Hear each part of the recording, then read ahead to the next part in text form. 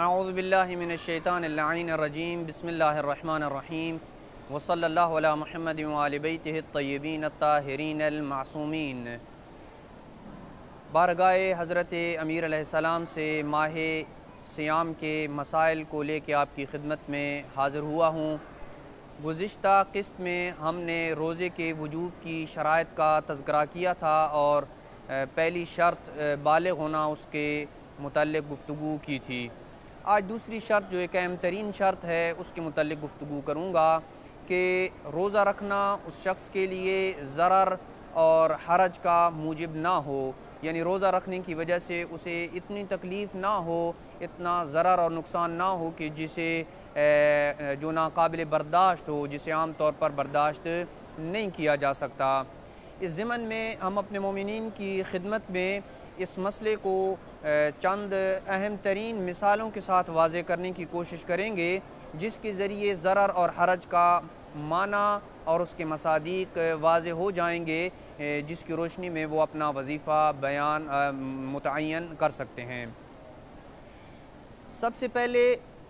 وہ مریض شخص کے جس کے لیے روزہ رکھنا بیماری کے طولانی ہونے، بیماری کے بڑھ جانے یا بیماری کے شدید ہونے یا کسی اور مرض کے لاحق ہونے کا اس شخص کو خطرہ ہو، تو اسے اجازت ہے کہ وہ روزہ چھوڑ دے اور روزہ نہ رکھے۔ لیکن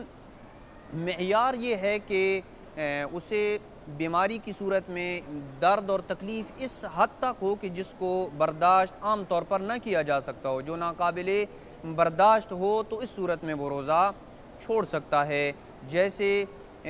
بلڈ پریشر کا مریض ہے، دل کا مریض ہے، شوگر کا مریض ہے، تو اس قسم کے افراد جو روزے کو چھوڑ سکتے ہیں، بشرطے کہ ان کے لیے روزہ رکھنا نہ ان کے لیے ضرر، نقصان اور ناقابل برداشت تکلیف کا موجب بنے، تو وہ روزہ چھوڑ سکتے ہیں۔ اب آئندہ رمضان آنے تک اگر وہ قضا کرنے کے اوپر قادر ہوئے تو قضا کریں گے، اگر قادر نہ ہوں، ان کے پاس قدرت نہ ہو کہ وہ اگلے ماہ مبارک تک قضا کر سکیں، یعنی ان کی بیماری اگلے ماہ مبارک تک بڑھ جاتی ہے، تو پھر اس صورت میں قضا نہیں کریں گے، بلکہ ہر روزے کے بدلے میں 750 گرام گندم یا آٹا یا کوئی اور چیز جو ہے وہ کھجور یا چاول وغیرہ وہ کسی فقیر کو دیں گے۔ یہ ایک مثال ہے۔ دوسری مثال، حاملہ خاتون کے لیے بھی روزہ چھوڑنے کی اجازت ہے، البتہ اس کی تفصیل یہ ہے کہ اگر اس خاتون کا حمل 8ویں یا 9ویں مہینے میں ہے اور اسے اپنے اوپر یا اپنے بچے کے اوپر ضرر کا اندیشہ یا خطرہ ہو، اگر وہ روزہ رکھتی ہے تو اسے اپنے اوپر خطرہ ہے، اس کی صحت کا نقصان ہوتا ہے اسے، یا اس کے بچے کی صحت کے اوپر حرف آتا ہے یا حرج آتا ہے، تو اس صورت میں اس خاتون کو روزہ چھوڑنے کی اجازت ہے کہ وہ روزہ نہ رکھے، البتہ ان روزوں کی بعد میں اسے قضا بھی کرنی ہوگی اور اس کا جو فدیہ بنتا ہے 750 گرام